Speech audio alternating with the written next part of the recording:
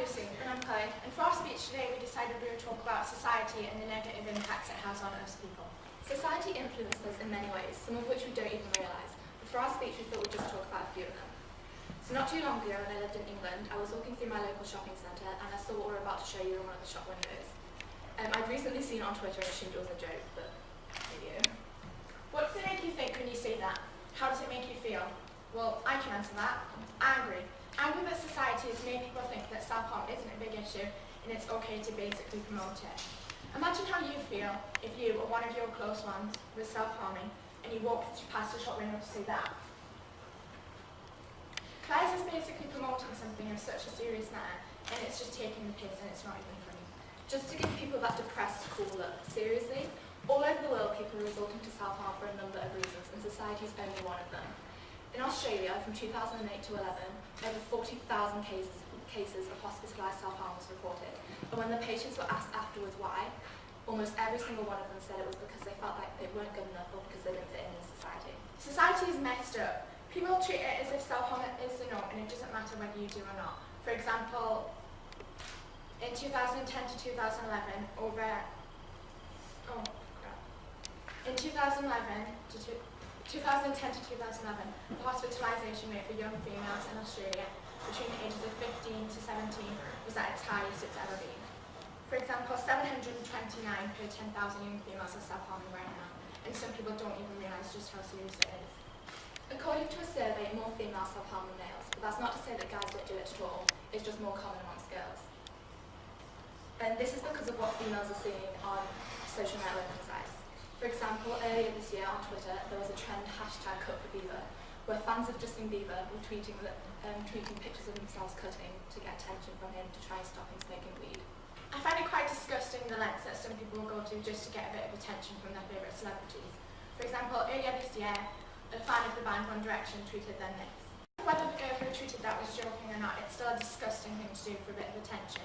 And fangirls are just getting worse and worse, threatening to kill themselves if their favourite celebrities won't follow them or retweet their tweet. Seriously, this is what the world is coming to. Society needs to get their shit together. It's not just self-harm that society is having an impact on.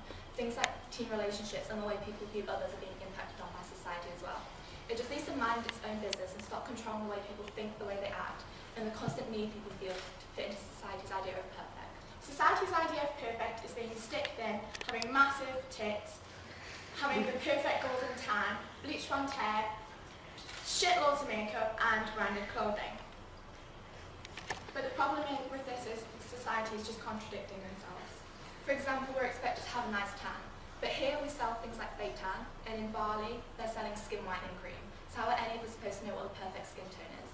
And with branded clothing, you can buy something with a label for a few $100s just for the sake of the label, whereas you can buy the exact same thing minus the label for about less than half the price and you will buy identical in it. Big boobs is something that people are supposedly attracted to. I'm sorry, but you can't help what gene pool you come from. It's not your fault whether you have big boobs or small boobs. But for example, if a woman was to get a boob job, she would be judged as well. Another thing that pisses me off about society is, if you have sex, you're a slut. You don't have sex, you're frigid. You eat, you're fat. You don't eat, you're anorexic.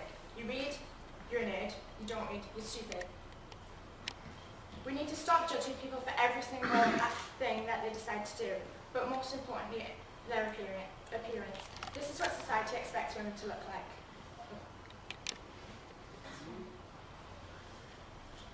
Did you know that if Barbie was made according to normal human proportions, she would be curvier, shorter, and almost twice her size? She would most likely topple over from carrying an oversized bust on a stick-like frame. Because of her neck being twice as long as the average woman's, she would be almost incapable of lifting her head. She would be so underweight with a waist of just 16 inches that she would only have enough room for half a liver and just a few inches of intestine. Some people will go to such extreme lengths to look like society's idea of perfect. For example, look at Valeria Lukinova. Valeria Lukinova, also known as the human Barbie and the real-life Barbie, is a young Ukrainian model who's wasted countless amounts of money on trying to resemble Barbie. She's had breast enlargements, liposuction, and God knows what else. I don't know about you, but to me that is not beautiful. Beauty should be natural, not surgically enhanced. But regardless whether you're big, thin, tall or short, everyone is beautiful and you should never ever let anyone tell you any different. store should sell this. A more realistic version of Barbie. Notice how she's shorter, smaller, and doesn't have breasts that will make her fall over. This is the idea of perfect, if any, that we should be putting into people's heads. We should be telling them that it doesn't matter if you're a little bit taller or a little bit shorter. You don't need to change yourself to fit in as what society considers as perfect. At the end of the day, we're all the same.